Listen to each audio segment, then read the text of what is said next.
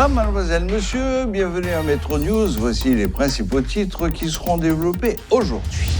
Le calvaire de nombreux automobilistes dans les pompes à essence se poursuit.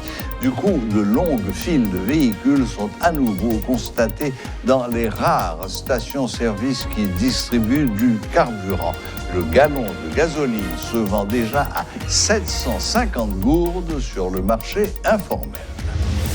Le Premier ministre Henry rend hommage aux vaillants journalistes d'ici et de la région à l'occasion de la journée latino-américaine de la liberté de la presse ce mardi 7 juin. Le chef du gouvernement plaide en faveur d'une presse encore plus libre, plus forte et plus indépendante. Nouveau cambriolage au tribunal de première instance de Port-au-Prince. Le juge Jean-Wilner Morin demande aux doyens et aux commissaires du gouvernement de faire l'inventaire des pièces perdues et des dossiers disparus.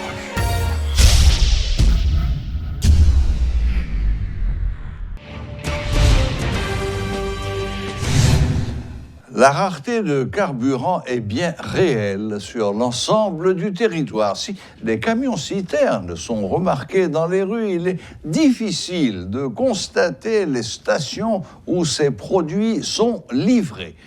C'est sur le marché informel qu'il est le plus facile de s'approvisionner. Le gallon de gasoline est à 750 gourdes. Les autorités haïtiennes refusent de faire des commentaires sur ce dossier. Le Bureau de monétisation de l'aide publique au développement, BMPAD, ne s'est pas encore prononcé sur cette nouvelle pénurie. Suivez ce reportage de Rudolph Pierre-Louis. Des citoyens parcourent sans cesse la capitale en quête d'essence. Une situation pénible qui les amène à s'interroger sur le rôle des autorités étatiques, notamment à quoi doit-on s'attendre si la pénurie persiste.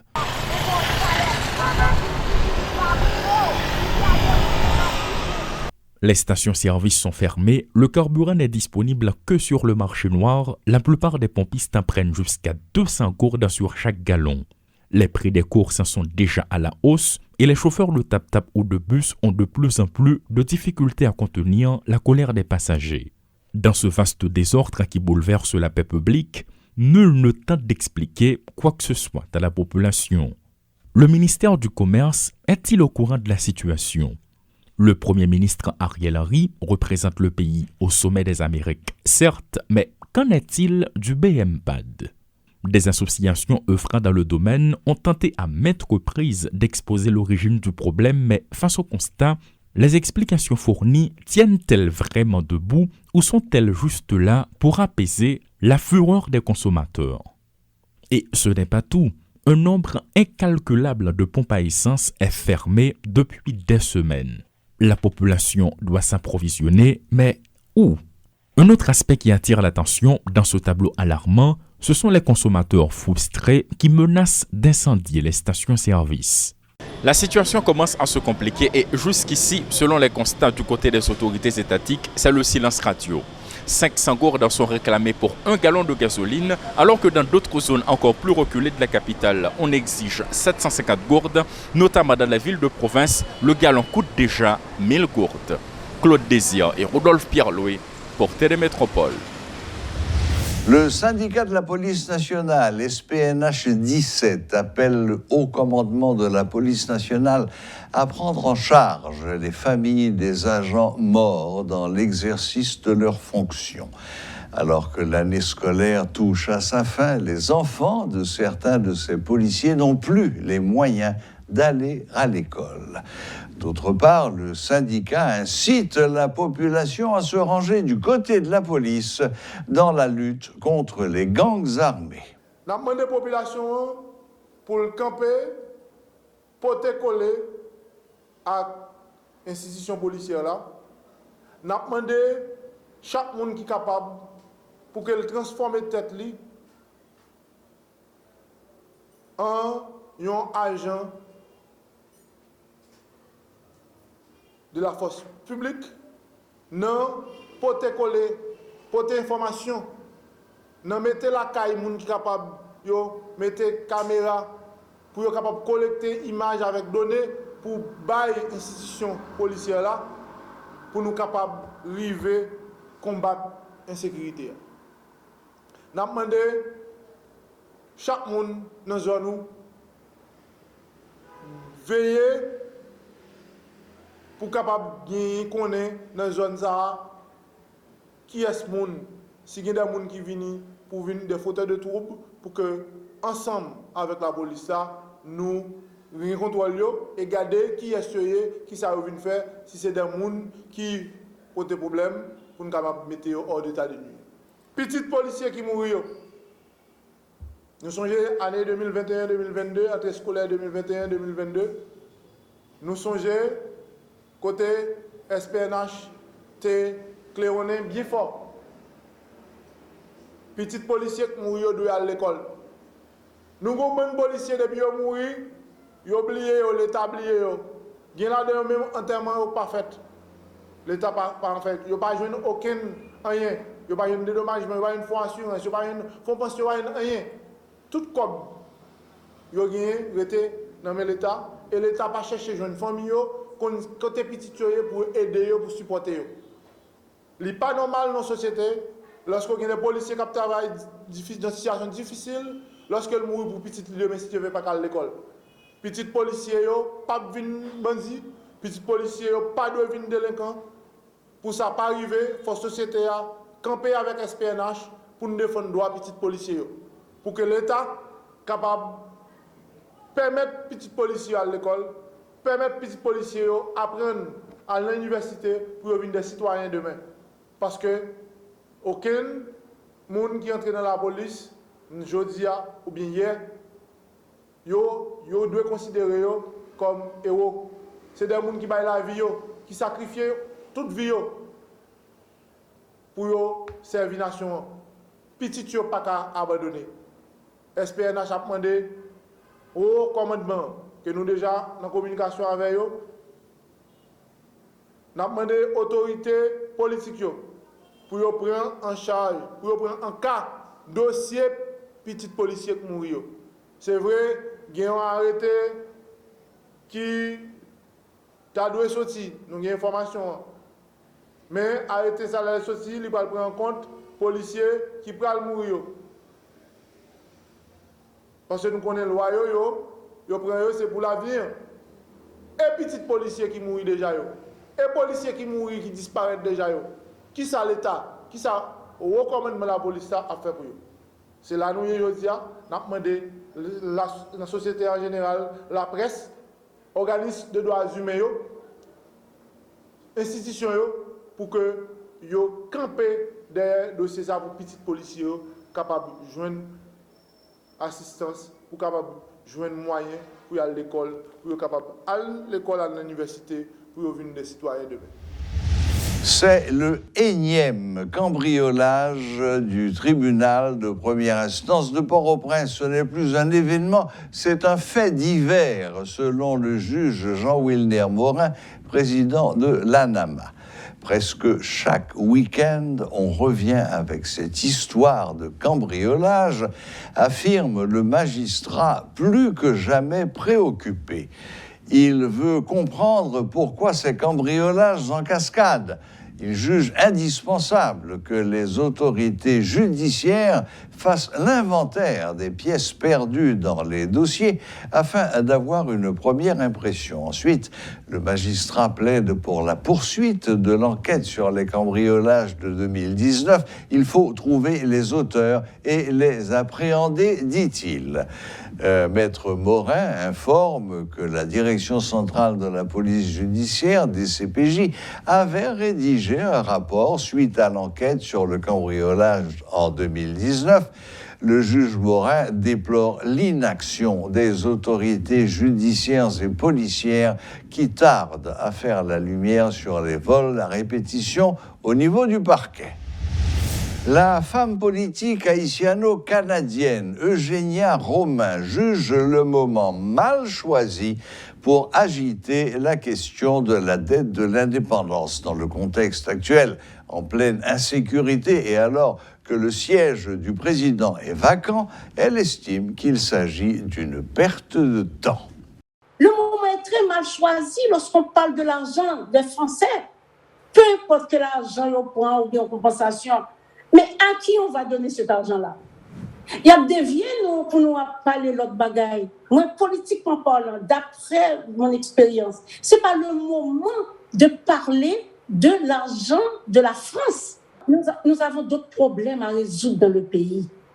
Okay? Il faut commencer par résoudre le problème de la sécurité en Haïti. Nous n'avons rien de stable et on parle de la dette. Alors on perd notre temps. On perd notre temps parce que c'est logique ce que je suis en train. On n'est pas obligé d'être politologue pour dire ça. C'est de la logique. On a autre chose, on a d'autres choses à faire, d'autres choses à régler qui est plus primordial parce qu'on sait qu'on va trouver l'argent le lendemain. Alors, résoudre le problème de sécurité d'abord. À qui, dis-moi, à qui on va le donner? Est-ce qu'on a un président élu? Non.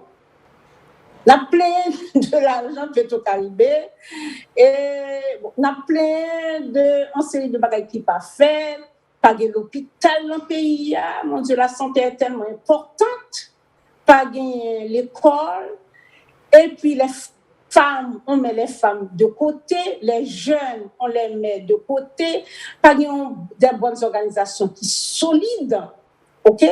Et puis, pour y aller là, nous avons besoin pour bon l'argent, pour y aller là, nous bailler pour régler l'autre bagage. Est-ce que, selon vous-même, ou selon mon capoté, l'argent va régler, ça peut régler?